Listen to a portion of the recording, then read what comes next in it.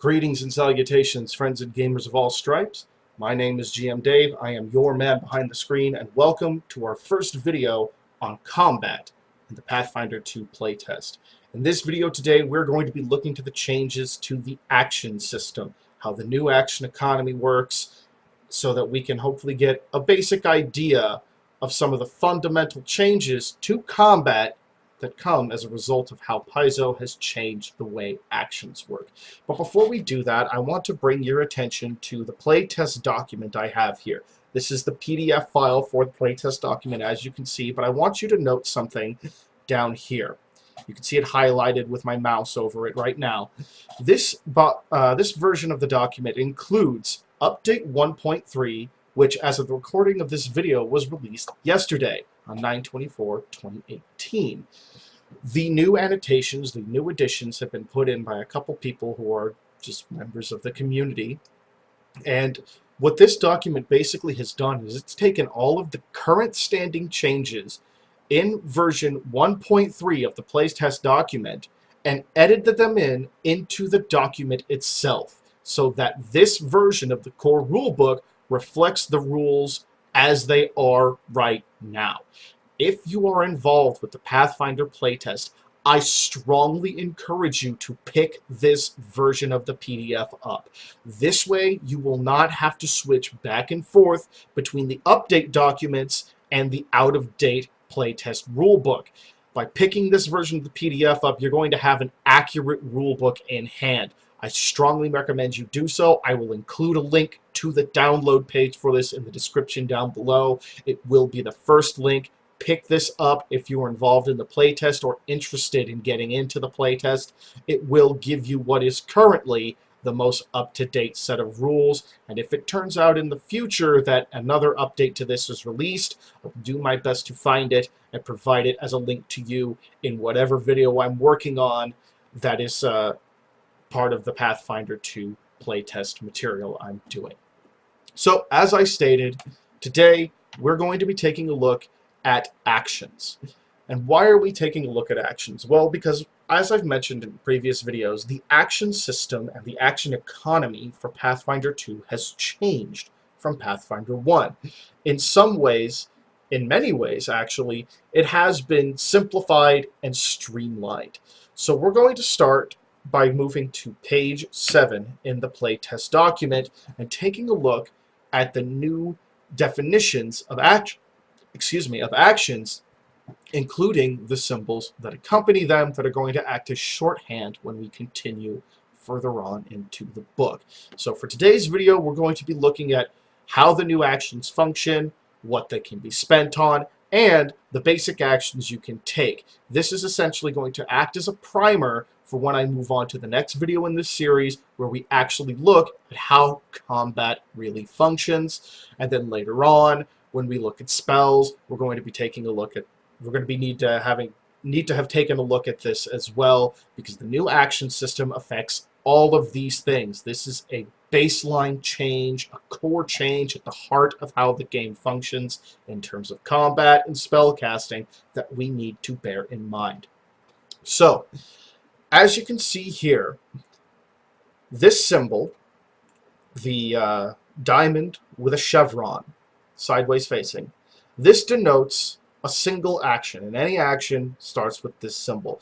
Now you get 3 actions, 3, on your turn, and you can spend them in any order you see fit. Now things you can spend actions on are things like movement, attacks, using items, casting spells, so on and so forth. We'll get into the specifics of the different actions you can take later, but suffice it to say, if you see this symbol next to an ability you have or feat you have, using that ability or feat is going to cost you 1 action.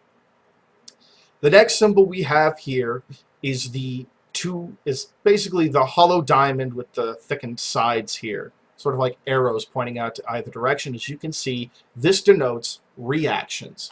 Reactions are similar to how actions function. Similar to how actions function. I'm getting all caught up on my words. I apologize for that. But they are used differently, as it says here. Unlike actions where you get 3 per round to spend, you only get 1 reaction each round. Anytime a round of combat comes up on your turn or off of your specific turn in the turn order, if something triggers some ability you have that costs a reaction, you can spend that reaction to take that reaction ability. For example, I'm trying to recall what it's called, but there is a paladin ability that I believe is called Retributive Strike. Pretty sure that was the name of it. Wherein if an ally near you gets hit by an attack, and I think that it can actually affect you as well, but I might be mistaken on that. Don't take me at my word for that, but I do know it works if it's an ally near you gets attacked, and I believe especially if they get hit. You could spend a reaction as a paladin if you've taken the Retributive Strike ability to strike that target, provided you're in range. The enemy who made the successful attack can be hit by you as a paladin by spending your reaction on Retributive Strike. Another very simple example of reactions is the classic one that we all know if we've played Pathfinder or D&D in the past, the Attack of Opportunity, which is now relegated to a fighter-specific ability. If an enemy walks into or out of a fighter's threatened range or in some other way activates their effect, their ability to make an attack of opportunity against them, the fighter then can spend their 1 reaction for their turn to take that extra attack against that enemy. Lastly, we have the same action symbol, but hollow. This denotes free actions. Now, free actions essentially follow the same triggers as reactions, and like reactions, you can only use them on your turn or another character's turn. But unlike actions or reactions, free actions can be used as many times per round as you like, so long as the trigger occurs. But a specific trigger can only trigger 1 of a character's free actions. So if you have an ability that is able to be used as a free action, but 2 different triggers that could activate it occur, that doesn't mean you can activate it twice in that one turn. You activate it for 1 of the triggers. Lastly, we have activities. Now, activities are a unique form of action. And if you look down here, you can see you have the standard action symbol with an extra chevron, and the standard action symbol with 2 extra chevrons. Activities, as I'm sure you can glean by looking at just the symbols, are actions that require 2 actions or more to use in a single turn. A lot of spells fall under activities. Activities that require 2 actions to use in a single turn will obviously leave you with the 3rd action to use as you wish. Activities that require 3 actions to use in a single turn are essentially the equivalent of the full round actions from the previous edition and 3.5, 3.0 D&D, so on and so forth. So anytime you see the action symbol with 1 or 2 extra chevrons, this is an activity that is going to use as many actions as there are chevrons denoted on the symbol. So now that we have that out of the way, let's move ahead and actually look at the different actions we can take. So here we are on the basic actions page of the Pathfinder playtest document. As you can see down here, you can find where this starts on page 307. We have a handful of different actions that we can take here. These are the basic actions that you can take throughout your combats, throughout your games, before combat, after combat, so on and so forth. But generally speaking, if you're worried about the number of actions you're going to take, you're either going to be involved in a combat or some sort of event that requires you to denote the amount of time that's being taken to complete it. So, starting from the top, we're going to start with the first action on the list, the aid action. Now, people who are familiar with the previous editions are probably familiar with what the aid action is. And as you can see, aid is a reaction ability. To trigger it, an ally is about to use an action, activity, or free action that reaction. An ally is about to use an action, activity, free action, or reaction that requires a skill check. The other requirement is that the ally must be willing to accept your aid and you have prepared to help. You try to aid your allies' check in some way. To use this reaction, you must first prepare to help, usually by using an action during your turn. You must explain to the GM exactly how you're trying to help, and she determines whether or not you can aid the ally. So basically, much like how the aid action worked in the previous edition, you have to spend an action to aid. Now, it's a little bit different here. In the previous edition, you essentially would spend your standard action to aid an ally, and that would just take your standard action. Here, you spend one of your actions to prepare to aid them, and then also spend your reaction to aid them. So essentially, when an ally calls out their skill or that they're going to do something, you can then say, I would like to aid them. You spend that action preparing to aid them, and then you also spend your reaction to aid them as well. If you succeed, you grant a +2 circumstance bonus. With critical success, you get a +4 circumstance bonus. Critical failure grants a -2 circumstance penalty. So basically functions fairly similarly to how it did in the previous edition, except for the fact that you've got the chance of critical success and critical failure. Now, another action they've added here, moving further down, is the assist action. The requirement: an enemy is within your melee reach and is within reach of one or more of your allies. With the assist action, you can spend an action to help an ally attack the enemy or foil the enemy's attack against your ally. Choose one enemy you're adjacent to and one ally adjacent to that enemy, then attempt a melee attack at the enemy's AC.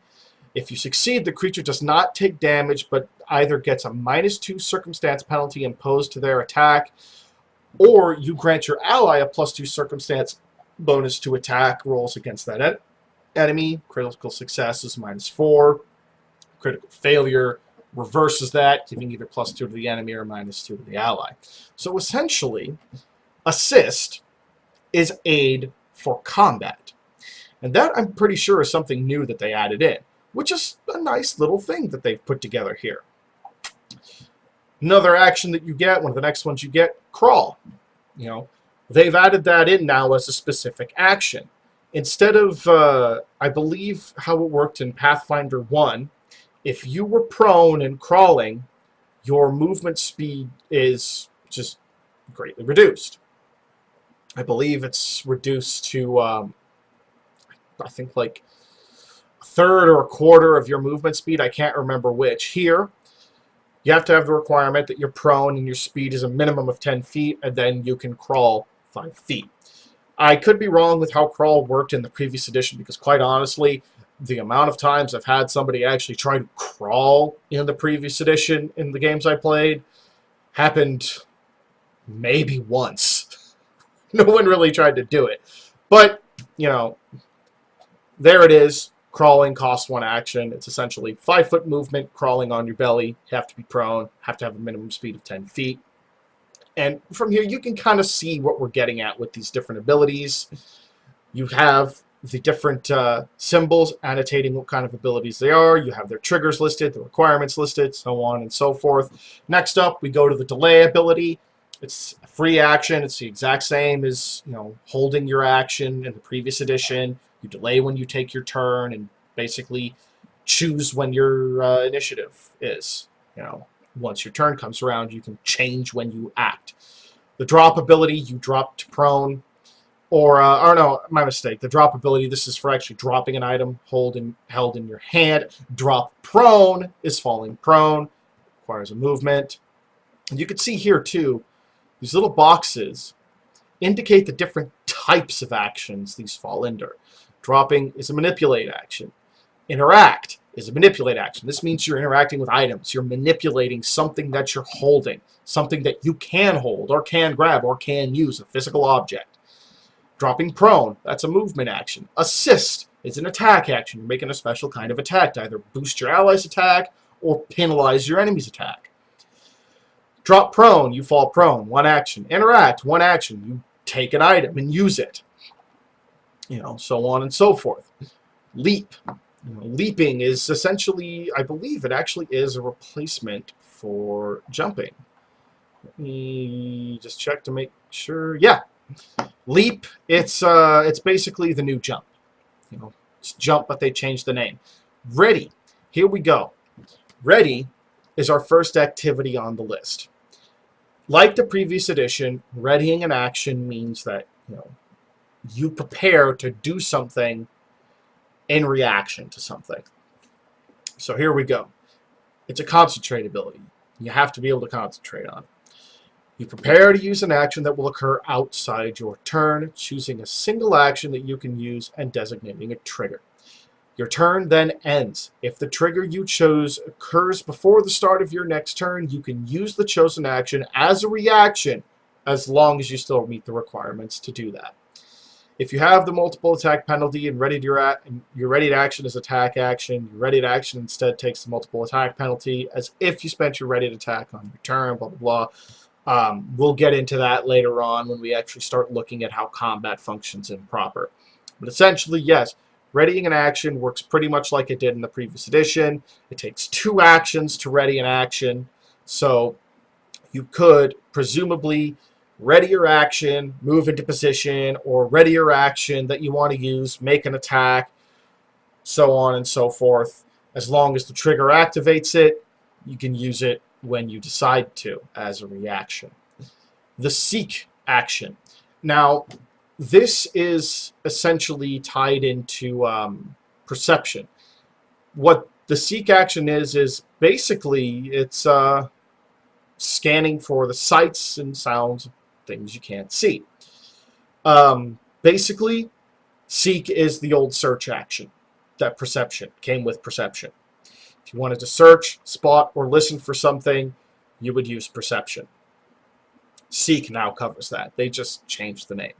Stand, just like in the previous edition, costs 1 action. In the previous edition, it was specifically a move action, but since they've all been homogenized into actions, 1 action to stand up from prone. Step. This is your 5-foot step. It costs 1 action. Your movement speed must be at least 10 feet. Stride. This is your new move action. Again, costs 1 action. Move up to your speed. Honestly, when it comes to seek, step, and stride, and actually with the next one too, strike, this is one thing about Pathfinder 2 that kind of made me roll my eyes a little bit, and still sort of does. I don't really understand why they felt the need to change the names of these actions. I'm not really sure what prompted them to decide, oh, we need to call attack strike now. We need to call movement stride, and 5-foot step, well, it just needs to be step. I mean, all right. With the 5-foot step, yeah, I guess I can kind of see it. It simplifies it a little bit. With seek, yeah, you're kind of homogenizing it into all one type of action. Like, oh, if you're seeking for something, you're looking and listening, all that stuff. But that was already encapsulated under the search action anyway. This always kind of struck me as just sort of... leap as well, actually. Changing jump to leap. This always just kind of struck me as like, all right, why are you changing this? Well, you're changing it just to make it seem new. There wasn't really any need for it, and personally, I think it was just kind of a dumb decision. All it does is add, granted, not a lot. It's a very, very tiny amount, but it adds a little bit of confusion and makes people kind of go like, wait, what? Oh, okay, this is what this action used to be. And essentially, it just makes me think, okay, why did you change the name? There's no need for it. The only reason I can think they changed it is because they have move and attack categorized as their own individual actions. Beyond that, I can't think of any good reason. But as you can see here, strike, that's your attack action. It does work a little bit differently, though, so I want to make note of what it says here because this is something that's going to be important to keep in mind in the next part. You attack with a weapon you're wielding or with an unarmed attack, targeting 1 creature within your reach for a melee attack or within range for a ranged attack. Roll the attack roll for the weapon or unarmed attack you are using and compare the result against the target creature's AC to determine the effect. See melee strikes and ranged strikes on page 17 for details on calculating your attack and damage rolls. We'll look into that on the next video, how to calculate all that stuff. Now this is what's important. Success. You deal damage according to the weapon or unarmed attack, including any circumstance and conditional bonuses and penalties. Success is just like normal. You beat or you meet or exceed the target's AC, you deal damage. Critical success is where things have changed. You critically succeed at an attack roll dealing double damage. See the critical hit damage sidebar above for more information. Now, as you can see here, you have the critical hit damage sidebar. When you double the damage of critical success with a strike or any other activity that multiplies, blah, blah, blah, roll double the usual damage of the dice, add double the modifier if one applies, add double the circumstance bonus and penalties. Don't double extra damage that occurs only on a critical hit, such as the damage from the deadly weapon trait. Now, all of that is pretty much the same as in the previous edition. What has changed is how a critical success is determined for the strike ability. Critical success is no longer determined basically by rolling within a weapon's critical success range or just rolling a 20. It's determined based on exceeding your target's AC by a certain amount with the attack. Now, we're going to get into the specifics of that again in the next part when we start looking at how combat works. I'll focus on how attacks are made, how movements are made, what effects those have, how to flank, how to calculate the damage, how to calculate your totals, whether you critically succeed, regular succeed, critical fails for certain things, so on and so forth. But for now, just bear in mind, critical successes, landing critical hits, does not work the same as it did in Pathfinder 1. It has been changed, and we will get into that. Taking cover, like before, taking cover grants circumstance bonus to your AC based on the kind of cover you're taking. Again, costs an action. And then we have a few specialty actions here. Specialty basic actions and reactions, and these are more circumstantial things. Arresting a fall. If you fall and you have a fly speed, you can attempt an acrobatics check to slow your fall as long as you meet the DC. If you succeed, you fall gently and don't take damage. Taking a breathe deep. You take a deep breath. If you go without air at any point before the start of your next turn, you can use twice as many actions before you start to suffocate. Burrow. Dig your way through the dirt, costs an action. Fly, you have to have a fly speed. Same with burrow, you have to have a burrow speed. Fly, you move through the air up to your fly speed.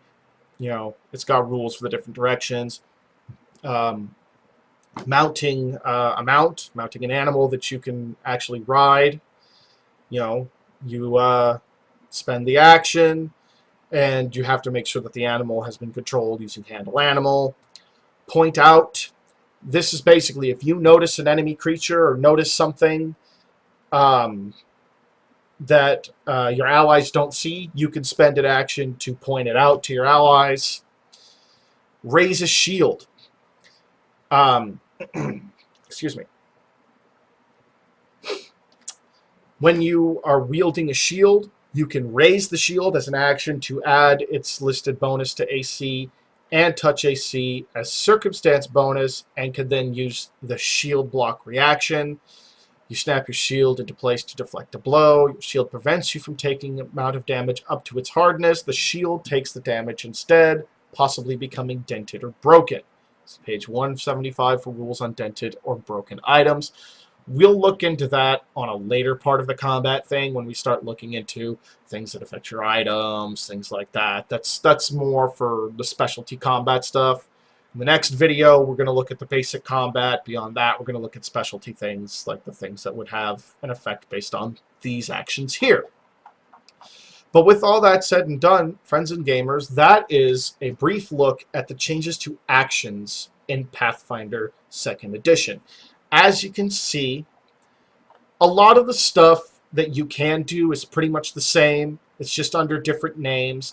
The main core of the changes comes from the changes to action themselves. And because of these changes made to actions themselves, you get greater value out of your action economy than you did in the previous editions, as do your enemies. This has the benefit of making not only your characters feel a little more powerful early on and a little more consistently powerful throughout the game, potentially. It also has the potential to increase the deadliness of the game, making things feel more challenging and making, hopefully, your victories feel a little more rewarding. All in all, This is a change that I actually do rather like about second edition as compared to the previous one. I think that this change, while it does kind of homogenize things a little bit, and I do I do have some small qualms about that. Overall, I do feel this is a positive and useful change that, generally speaking, is much more of a benefit than it is a bane. Really, my biggest complaint about it is the unnecessary changing of some of the names of the different actions you take. Stride didn't need to be called Stride. They could have left it as movement. Strike could have easily been left as attack. Seek could have been left as search. Leap could have been left as jump. I really don't see why they felt the need to change these other than to just try and make things feel different. If anybody happens to know what their design thinking was in changing these, let me know in the comments below. But personally, I don't really see why. I don't see a whole lot of point to it. But with all of that now said and done, friends and gamers of all stripes, what are your thoughts on the changes to actions in 2nd edition Pathfinder in the playtest? Are you for it? Are you against it? If you've played Pathfinder 2nd edition, either as a GM or as a player, what are your thoughts having actually experienced how the new action system works? Having played it a couple times myself now, having used it a couple times myself, as I've mentioned in previous videos, I do like this overall. I think it feels nice, it feels good, I feel like it makes it so that everybody can feel like they're able to do something more than what they could in previous editions, even at early levels. You feel a little bit more powerful, a little bit more in control, and at the same time, your enemies get that benefit as well. So it actually does have the added effect of increasing the overall challenge of the game potentially. As I said, my qualms with this are pretty minor. Overall, I do feel this is a good change. But let me know your thoughts in those comments down below. If you like this video, please feel free to leave it a like. And if you would like to see more, I would strongly encourage you, to consider subscribing and hit that bell notification icon. While you're down there, again, make sure to open that description box to download this updated version of the PDF that has the new rules from the most recent update already included in it. While you're down there as well, make sure to follow the links to follow me on social media for the most regular and consistent updates you can get. And consider donating to my Patreon if you like my videos and would like to help support me financially. Doing so is going to go towards helping me improve the video making process on the hardware end of things so that I can provide you with better quality videos from that side of things. And hopefully, if I make enough money off of that, I can start to forcibly make more time to devote to these videos, as I won't have to take quite so much overtime at work as I had to do last week. Last of all, while you're down there, make sure to follow me on BitChute. It's a fantastic way of seeing my videos if you cannot access them on YouTube for any reason, or if you just prefer BitChute, you can find me there as well. It's a great backup. Basically, all of my videos are backed up there automatically. I believe there's only one or two that didn't make it over there, and I will be moving them over in time. Furthermore, keeping an eye on BitChute is a good idea because there are some videos I will make that will end up being BitChute exclusive, thanks to some of the rules and regulations put in place unfairly on YouTube. Rules and regulations that BitChute does not impose on its users. So, with all of that now said, friends and gamers of all stripes, as usual, my name is GM Dave. I am your man behind the screen, and I want to thank you, as always, for taking the time to watch this video today. I appreciate the fact that you found me worth the time to take time out of your day to sit and hear my thoughts on Pathfinder 2 and anything else relating to this hobby. So, as always, friends and gamers of all stripes, it is my sincere hope that you roll high, roleplay well, and game on. Have a wonderful day.